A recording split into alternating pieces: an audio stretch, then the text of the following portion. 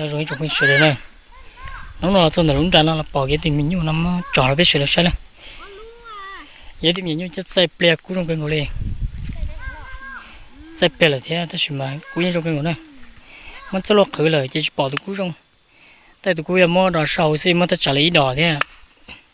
จะมั่วเส้นโดยมันจะจัลอีดอเนี่ยเป็นดีที่ไหนนะจะมีกู้จงเกินกว่าเลยตัวเราเจ๊ยังยังจะจับปล่อยส่งนะปล่อยส่งมันจะชี้ส่งนะตัวยังเจ๊จงเกินกว่าแล้วเราตาเนี่ยอะไรจะจะลาดปุ๊บด่าตัวเรียนนอเสือตัวยังจงกู้เกินกว่าเจ๊จงเกินกว่าเลย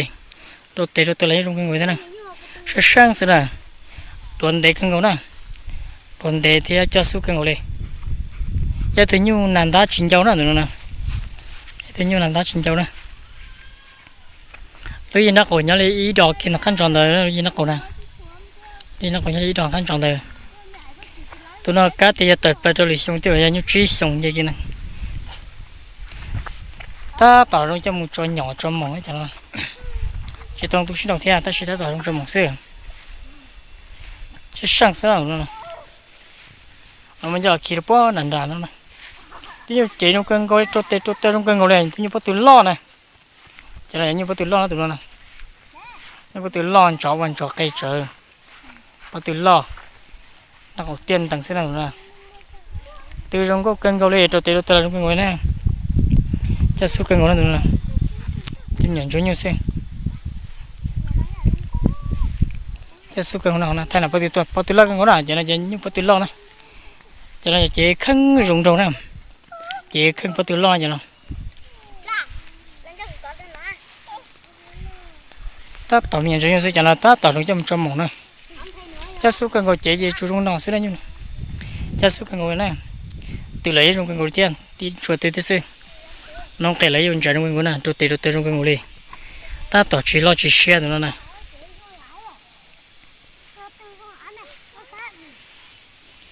Giờ này cho bây giờ sẽ tìm hiểu nhau chạy bên này nào xem,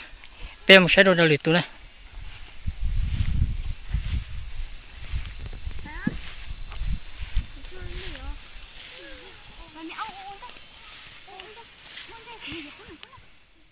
Cho thêm nhiều lên nó bây giờ phải sửa lại xem này.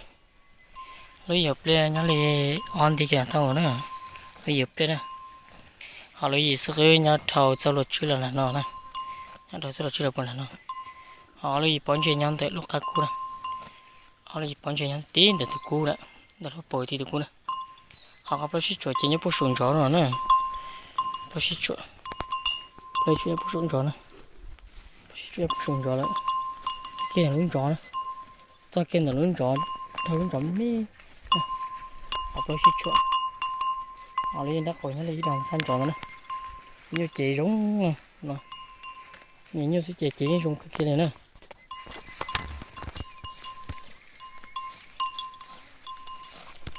Trốt tê lại như giống này, trốt tê giống chia chặt trâu bò này rồi nè, tê lại giống, chỉ đang là như giống này, nó chọn nó bây giờ cũng như sẽ là sai.